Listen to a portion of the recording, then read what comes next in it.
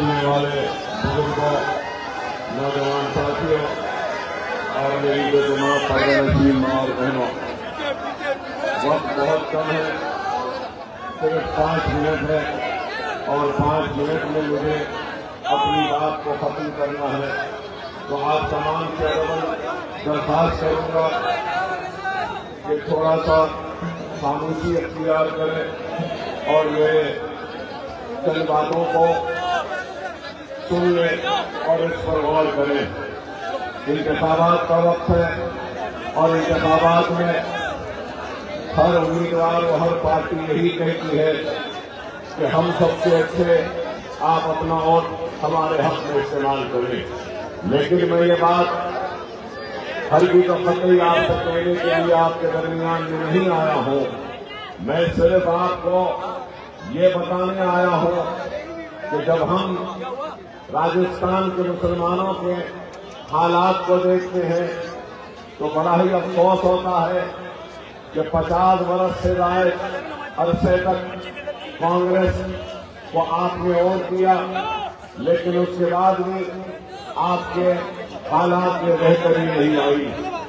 चाहे आपकी आबादियों में तरक्कियाती सरगर्मियां हों या फिर आपके नौजवानों को रोजगार के मौके हो या फिर आपके बच्चों को पढ़ने के लिए तालीमी इदारे हो या फिर बीमार लोगों के इलाज के लिए दवाखानों का हमारे बस्तियों में इंतजाम हो। जब हम देखते हैं तो हर जगह पर सबसे पिछड़ा हुआ, सबसे पीछे और सबसे कमजोर अगर कोई है तो हिंदुस्तान की सबसे बड़ी अक़लियत मुसलमान है। तो आज हमको इस बात पर गौर करना होगा कि बेशक हम गरीब हैं, हम मजबूर हैं, हम बेबस से लाचार हैं, लेकिन अल्लाह सुब्हानहू व तआला ने हिंदुस्तान में हमको एक बहुत बड़ी ताकत से नवाजा है और वो ताकत है तो हमारा अपना दीन की वोट है। लेकिन हम अपनी वोट का सही इस्तेमाल नहीं करते और हमारे वजूद को लोग आज यही समझकर मुस्तरद करते हैं कि कोई बात नहीं, ये और कहाँ जाएंगे सिवाय हमारे पास आने के, इनके पास और कोई चारा नहीं। यही कांग्रेस की सोच है जिसकी वजह से आज मजलिस इत्तेहादुल मुस्लिमीन आपके दरमियान में आई है। और मैं यही बात कहता हुआ रुखसत हो जाऊंगा कि मैं जिस रियासत से आया हूं वहां की आबादी में मुसलमानों की आबादी 50 लाख की है और आप जिस रियासत में हैं यहाँ पे मुसलमानों की आबादी करीब 62 लाख है। और आपके लिए रियासत के बजट में से कितना फंड दिया जाता है, 400 चिल्लर करोड़ का इस साल ऐलान किया, लेकिन सिर्फ 120 करोड़ रुपया जारी हुआ। लेकिन मैं जिस रियासत से आया हूं वहां पर 50 लाख की आबादी है, लेकिन आपको सुन के हैरत होगी कि 2200 करोड़ का बजट है अक़लियतों का और मुसलमानों का।